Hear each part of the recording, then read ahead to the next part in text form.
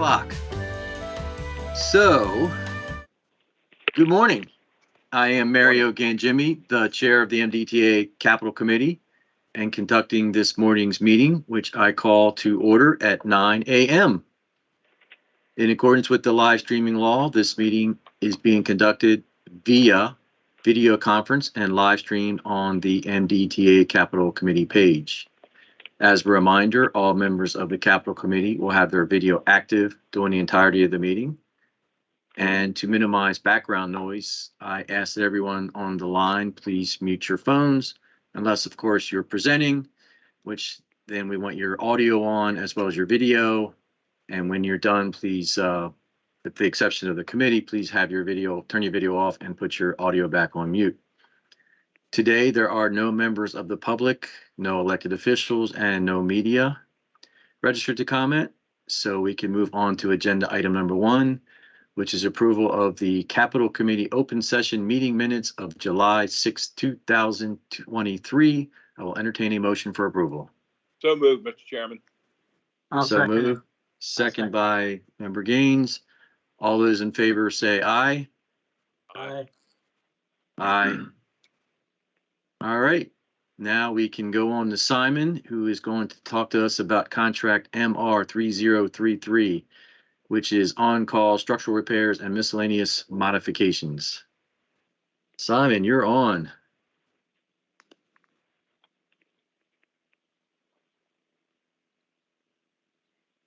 You're still on mute though.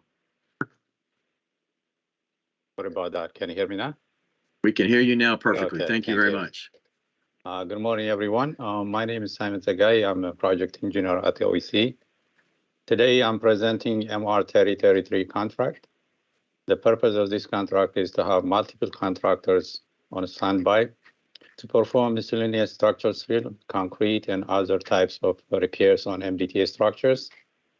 The allowance items under this contract include $460,000 for railroad expense, $2.2 million for materials, $700,000 for specialized equipment, $1.3 million for specialized subcontractors. The engineer estimate for this contract was $29,963,875.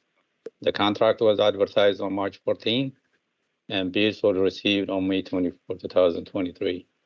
In total, 3 bids were received. The lowest bid was submitted by Bronner in the amount of $14.4 million, followed by Marksman for $20.3 million, and Concrete General for $21.9 million. Based on submitted bids, bid analysis were performed, and all bids are found to be acceptable. There was no bid protest or a rejection regarding this contract. The overall MB goal for this contract is 10% with no sub-goals. The VSP goal is 1%. All 3 contractors have submitted MB plans. Currently, contractors' MB plans are pending Civil Rights and Fair Practice Division for approval. Since this is a multi-award contract with a budget of $30 million and the contract document allows up to 3 contracts, we are recommending award of this contract to all 3 bidders as follows. Bronner Builders, $11 million, Marksman, $10 million, Concrete General, $9 million. All 3 contractors have successfully completed work on prior MDTA on-call contracts. NTP is anticipated in November 2023, and contract duration is 1,460 calendar days. We are seeking recommended approval from the Capital Committee to present this contract to the full MDTA board in anticipation of approval for contract award. This concludes my presentation. Let me know if you have any questions. Thank you. Chairman, Any questions? Go, Mr. Cox, go for it. You said there obviously was no protest, but how all these contractors that have been performing the standards in the past performances with the authority? Yeah, overall, all these contractors on previous, they have successfully completed, and the contracts, we didn't have any problems on previous on-call contracts. Have all these guys done work for you? I know, well, I recognize all their names really. So they've all done this type of work for you. Yeah, I mean, this is typical on-call contract that we've been doing previously, so many previously. So this is typical contract, on-call contract. Who holds those contracts now? Right now, Browner, the present Okay. contract that we have, MR 325. So, and obviously they've done satisfactory work that we're okay sticking with them. Okay. Yes, but this is multi-award contract. I don't understand how you divided it up like this. I mean, they were fairly low, and you just sort of gave everybody almost the same thing. We did this one. I mean, this is based on internal discussion that we have with structure group, and we had we're trying to give it a slight based on slightly a little bit more because of their bid. I understand they came in way low, but we're trying to a little bit give them a little bit more to Browner in terms of because they came in the low bid. I would give them a lot. I would give them a lot more if it was me. Yeah, that's Shushmita is going to answer that question. Yeah. Good morning, members. This is Sushmita Mitra. I'm the Director of Engineering for MDTA's Office of Engineering and Construction.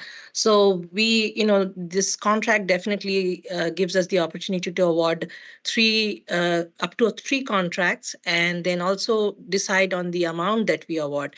At the same time, the work that we do in our, in MDTA with these contracts is fairly. There's a lot of work, and there's a lot of availability of crew needed. So it's always beneficial for us to have all the three contractors available with a substantial amount, because these contracts also have a very high burn rate. So if we overload one particular contract with a large sum, then we actually have to give way more work to them at the same time, because these works are, there's a lot of emergency work that comes out in this contract. So as a result of that, we don't want to overload one contractor with their crews, because their crews may not be available for multiple jobs at the same time. So it's beneficial to us to kind of spread the dollar amount among all three contractors so that crews are available whenever we need them for emergency repair work. But to follow up on Member Gaines's observation, obviously their unit rates are significantly less to arrive at is $6 million below the between them and the second place team. So by almost splitting this up in thirds, we're actually paying a higher price. Good news is they're below what the engineers' estimate. So let's start off with the positive news. However, I'm agreeing with Member Gaines that we're not really rewarding Bronner for having the lower rates, and by the way, we're taking the hit for higher rates with Marksman and Concrete General getting almost the same proportion of the work. I understand what you're saying about loading, but I'm throwing that out there for the rest of the committee to comment on. I agree with both your comments and Member Gaines. I mean, they bid, they had a $14 million bid. It seems to me they should get at least that amount. And then break the rest of it up the way you want to. But.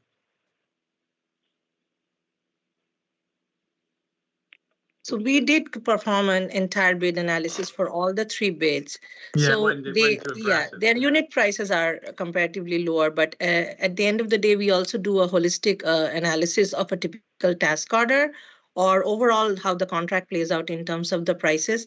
Based on the analysis that the team did, based on the task orders or the typical task orders that come out of these, we should not be paying overly, with the other contractors. So based on, so we did the analysis and we came up with this. I don't understand. Concrete General is 15%, 50% more than Bronner. So how could you not be paying more for any of your task orders? Shushmita, would we be wrong in asking you to go back and relook at the distribution? We can definitely relook at the distribution, but based on, as we said, that we looked at the availability of the contract, and these contracts have a very high burn rate. So Give me a high bond rate. Bond rates are pretty standard for each contractor. It's not, they don't go up and down depending on the job. May go up and down depending on the year, but So, understand we're not trying to be critical of what your methodology. We're just looking at the pretty disparaging difference between Brawner and Marksman. And I'm not sure we're seeing the benefit once we do the distribution of the work. And I think we should see the benefit, especially when we're looking, at potential toll increases in 2028. We'd like to put that off as long as we can. And I know that doesn't move the needle that much, but looks so. Mr. Harkness is on. I know he wants to say something. Takeste also raised the hand, so I didn't want to ignore. That's up to you, Mr. Harkness. You're the head dude, so I'll defer to you. All right. Yeah, thank you. I just wanted to chime in for the record. Jim Harkness, Chief Engineer for MDTA. Just kind of giving a little bit of background. I think I just wanted to highlight that the way that this on-call contract is being put out as a multi-award off of a single procurement. It's the first time we're doing this under the structural on-call. You may have seen this before under our electrical and ITS contract, but typically in the past we've awarded a single structural on-call, and we've just run multiple procurements for that. So we would have put out typically 2 contracts. So we would have followed it sequentially month after month with 2 contracts. So this was the first time we were trying a multi-award to reduce the number of procurements we're having to do and just see about getting that competition and recognizing that we do need more contractors, that get that competition and, to have the contractors available. And that's why at the end of the day, we ended up getting 3 good contractors to bid on this, and we were able to hopefully extend it to 3 contractors. So, but I do, of course, we hear, your comments and the concerns, and I think it is worth going back and looking at the recommended awards and seeing if we can, sort of make it align with the bid results. I think the team was looking at it as, on this holistic approach, kind of the variation in the work that we give out. The estimate is really to establish those prices for us, and then really kind of the work we assign sort of flushes out how far each of these contracts go over their lifetime. But I think it is worth going back and examining as you suggested. Thank you. Member Sneed's got his hand up. He's been patient. So sure. I just wanted to see whether you can just make it proportional based on the bids that came in. right. Yeah. I think that would probably be one of our first approaches, is just sort of to see if we can proportion that up based on how the results came in, and just see if that makes sense, and sort of maybe round it and come back with some suggested amounts for you. I'm going to guess that there's Member Gaines, go ahead, but sounds like there's consensus amongst the group of us Yes. that we do ask you to go back. I So, was just wondering, how long is the contract open for? right. Open. I mean, Over what time period is this what contract? time period I think Simon can correct me. I think it's a 3-year contract. 3-year contract? It's 4 years contract. It's 400. 4 years. Sorry. Yeah. 4 years. 4 years. Well, see, I bet, I'm not saying to do this, but I mean, I bet Brawner could handle the whole thing then, especially over 4 years. That's only $3.5 million a year, Well, wait a minute, that's what you're giving already. So if it was 30 million, it would be 7 million a year. Okay. Well, I know you're going to break it up in piecemeal, but I think proportionate would be fair. I mean, you've done a good. I mean, your strategy for bidding it, I think it's sound, getting some good competition. But then you just say, well, we don't care. We're going to give it. We're just going to split it all up. So thinking we want to take advantage of the lower price. Yeah, I hear you. And, again, I think the team was probably conservative in just trying to make sure we had the ability to address our needs as they continue to be coming in based on our inspection findings, and getting those emergency and priority one repairs done timely is important. And I think that maybe they looked at it from that. You still have lens. 3 people to choose from on any work order. So if owner can't man it, Right. you go Then you go to pick the next somebody town. else. Yeah. Right. But remember, Cox, before you go, Takeste's been patient. So go ahead. Thank you, Member Ganjemi. Good morning. For the record, my name is Takesta Amara, Deputy Director of Engineering. I just wanted to add the comment that we did a sample task order that we typically give to contractors, and evaluated all the 3 bid prices based on the real task that we would give. So pretty much all of the 3 came around the same amount, very close to each other.